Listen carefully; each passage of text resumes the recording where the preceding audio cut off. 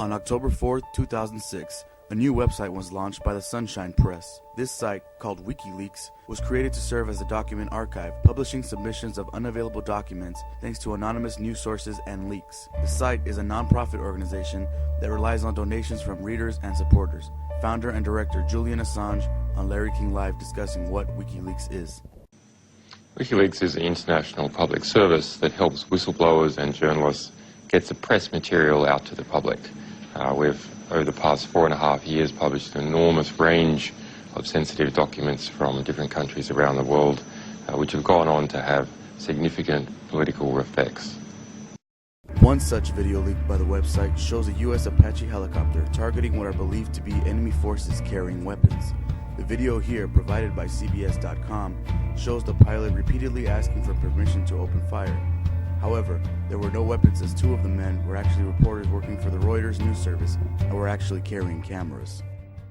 3 months later, in July 2010, WikiLeaks released the Afghan War Diary containing more than 92,000 documents about the war in Afghanistan. These logs contain information regarding corruption, hundreds of civilian deaths, and other incidents regarding NATO troops, Taliban attacks, and intelligence reports. There does appear to be evidence of war crimes in this material. An example is the Task Force 373 HIMARS missile strike on a house which killed 7 children. But this, if you like, is the beginning, the end, and the middle. This is the whole context, with some exceptions, of the Afghan war. And if anything can give us some kind of intellectual understanding, surely this is it. October saw the release of the Iraq war logs, which contained 400,000 documents relating to the war in Iraq. These reports revealed abuse of prisoners by Iraqi security forces and how the U.S. ignored these reports of torture.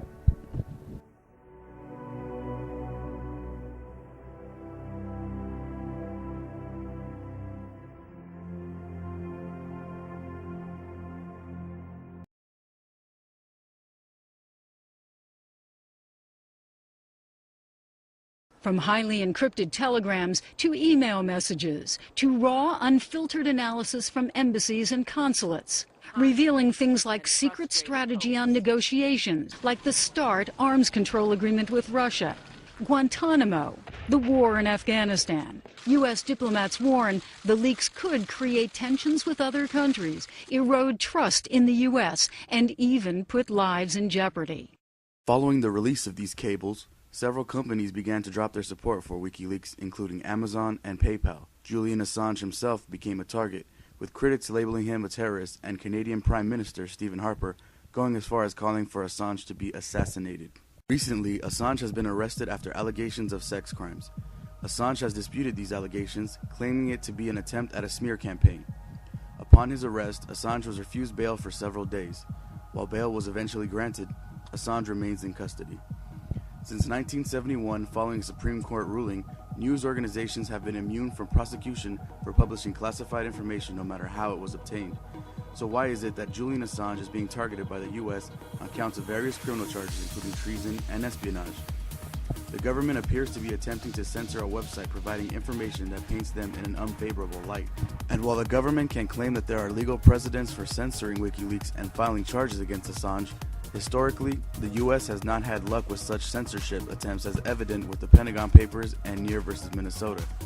In effect, the idea of the U.S. attempting to censor and prosecute against WikiLeaks may even be worse for the government, especially one known for being an advocate of freedom of speech.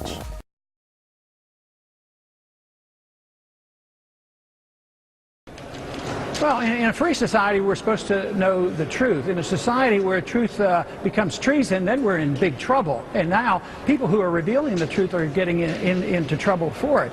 But this whole notion that Assange, who's an Australian, that we want to prosecute him for treason, I mean, aren't they jumping to a wild conclusion?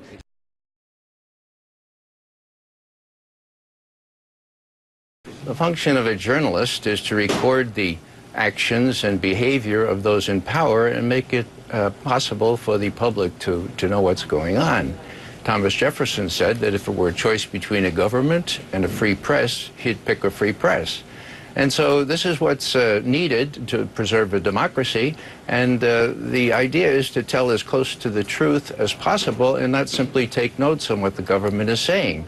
That's what Julian Assange and WikiLeaks have done, to the embarrassment of the government, because a lot of their dealings are kept in secret and need not be kept in secret. As McGovern says, freedom of the press is essential to preserving a democracy. It is important for the public to know these types of information, as such documents show just how much the government keeps from the public, as well as how little transparency there is between the government and the people they are supposed to represent. Government is supposed to work for the people, but as long as the government is keeping secrets and restricting access to information that it may find embarrassing, it poses a risk to a democracy and the ideals of free expression. There are those who will say that during times of war, national security should come first. But even if that is true, people deserve to know what their government is doing, especially when it involves war crimes such as the ones mentioned. It is our right.